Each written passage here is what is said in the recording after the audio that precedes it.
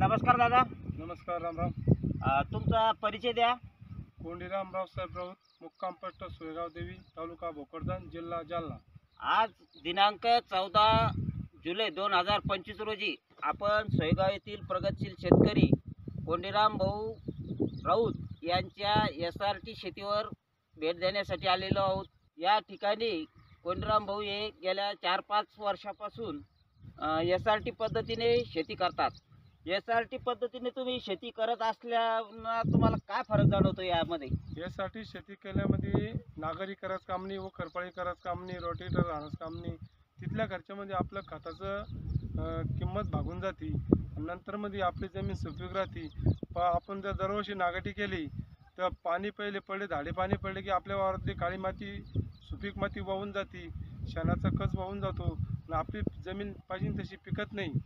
त्याच्यामुळे यासाठी शेती आम्ही यूट्यूबवर पाहती म्हणून आम्ही म्हणले करून बघू.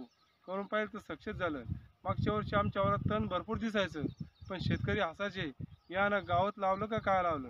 नंतर मध्ये एका महिन्याच्या नंतर मध्ये पाहिलं लोकांना तर म्हणे पाहिलं आता गवत दिसून आता कसं का सारखी ती भाबकली. नंतर लोक म्हणे की कोणत्या पद्धती शेती आहे. म्हणलं आमची ही SRT पद्धती शेती आहे. हे बघा कपाशीची एकदम किती चांगल्या प्रकारे वाढ झालेली आहे. क्वालिटी एकदम एक नंबरची क्वालिटी आहे. इथं बघू शकता आपण आपली SRT पद्धतीने शेती केल्यामुळं आपली जमिनीची सुपीकता कशी वाढते आणि किती भुसभुशीत आपली या ठिकाणी जमीन बनते. आता या ठिकाणी आपला कपाशीचा प्लॉट हा एकदम सुंदर असा हा जमलेला आहे आणि पूर्ण वावरामध्ये तणांची संख्या बघा किती प्रचंड प्रमाणात आहे. एवढं तण असून सुद्धा या ठिकाणी कपाशीची क्वालिटी, उंची आणि अजिबात रोग आपल्या कपाशीवर दिसत नाही. आपण समोर बघू शकतो जे पारंपरिक पद्धतीने शेती केलेली आहे या शेतीमधील कपाशीची काय अवस्था आहे. बारीक बारीक झाडं आहेत ना, चांगल्या प्रकारची वाढ झालेली आहे. फुटवे पण त्याला पाहिजे तशा प्रमाणात नाही. गवताची एक काडी सुद्धा आपल्याला या वावरामध्ये दिसत नाही. अशा प्रकारे पारंपरिक पद्धतीमध्ये आणि आपल्या SRT पद्धतीमध्ये हा फरक आहे.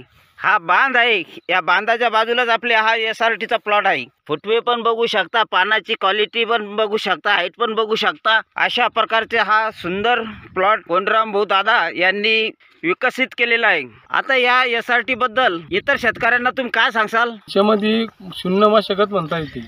मशागत कमी, उत्पन्न जादा, खर्च कमी, मेहनत कमी. बरोबर. आता इतर शेतकऱ्यांनी अशा प्रकारे शेती करायला पाहिजेत का नाही करायला पाहिजेत? करायला पाहिजेत, करणारे बरेच लोक. असं का? आता तुमचं बघून बरेचसे शेतकऱ्यांच्या लक्षात आलं की शून्य मशागत तंत्र हे खूप फायद्याचं आहे. हे तंत्र रत्न कृषीभूषण माननीय भडसावळे दादा यांनी हे विकसित केले आहे. शेतकऱ्यांचा खर्च कमी व्हावा, भूमाता सुपीक बनावी यासाठी या तंत्राचा प्रत्येक शेतकऱ्यांनी वापर करायला पाहिजे. बरोबर आहे की नाही?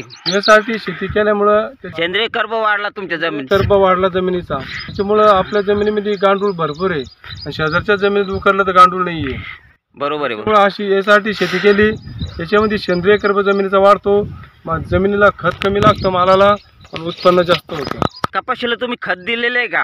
थोडं थोडं एकदा दिलेलं आहे. एकाच वेळेस तुम्ही थोडं थोडं खत दिलेलं असून सुद्धा या ठिकाणी कपाशीची हाईट, क्वालिटी एकदम असे सुंदर प्रकारची आहे.